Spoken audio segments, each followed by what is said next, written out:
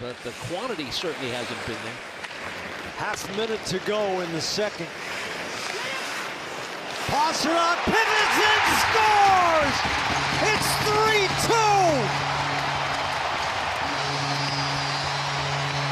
They've gotten off the mat! Force Vegas to play deep in their own zone and see if they can handle it. And this is just skill extraordinary. A wraparound. The first guy right there is Bergeron. I'm not sure if he tried to play that puck or if he let it go. Was there some communication at ice level?